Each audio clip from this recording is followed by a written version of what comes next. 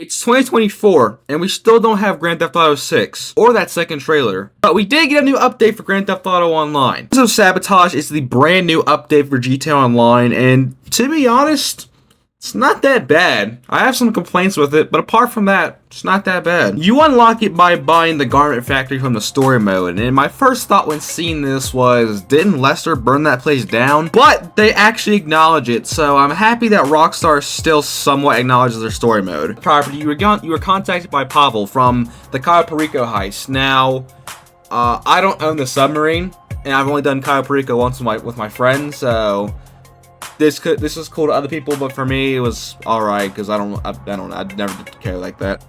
You show up to the Garment Factory where in the cutscene you meet Jody Marshall, an ex-FIB agent who helps you around with the various jobs in this new update. Now, she's a cool character and all, but I think Dave Norton would have been a much better option. Think about it. He's FIB and it makes sense for the game in the story mode. So she's cool, but I think Dave Norton would have been the way better option. Jody shows you around the Garment Factory, and it has some great perks to it. There's a workshop for all your Mark II weapons that you can work on and customize. It's got a garage that has like over 50 car space in it, which is crazy, and as someone who loves to buy cars in this game, it's appreciated. Speaking of cars, there's a bunch of new ones in this update. The only one I cared for was the Banshee GTS, aka Dodge Viper. And after a trip to my local LS Customs, I transformed this sleek muscle car into something straight out of Midnight Club 3. The Age of Sabotage update sees you completing various mini heist contracts, whatever you want to call them, akin to the salvage yard or auto shop. There's 3 setup missions. They don't take long to complete, maybe about 5 minutes for each one, depending on if you die a lot and what mission it is. I chose the highest paying one first. It's the finale where you break into Fort Zancudo and steal a mini tank thing. Steal it, deliver it to the buyer, and make a cool $366,000.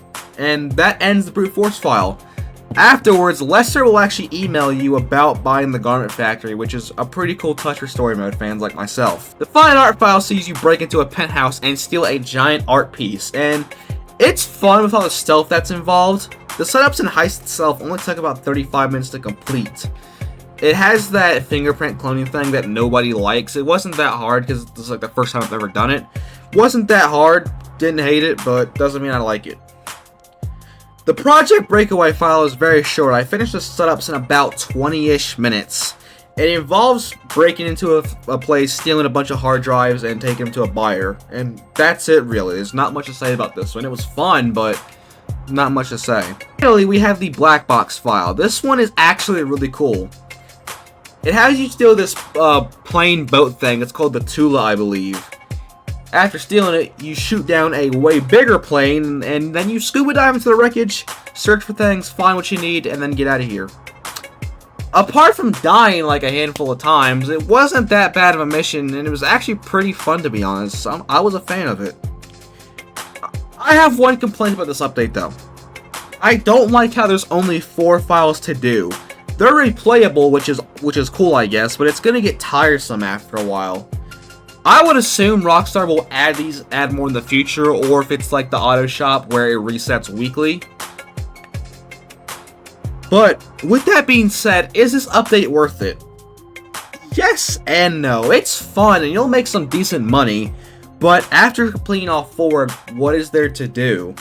It's an okay DLC at best. Not bad, it's just lacking. It could have been a lot like the Agency, where there's smaller mini contracts that pay less, but there's a lot more to do. If you guys enjoyed this video, consider leaving a like, subscribe. We're on the road to 2,000 subscribers. Click the playlist on the right for more reviews and retrospectives, and click the video on the left because YouTube says you'll enjoy it.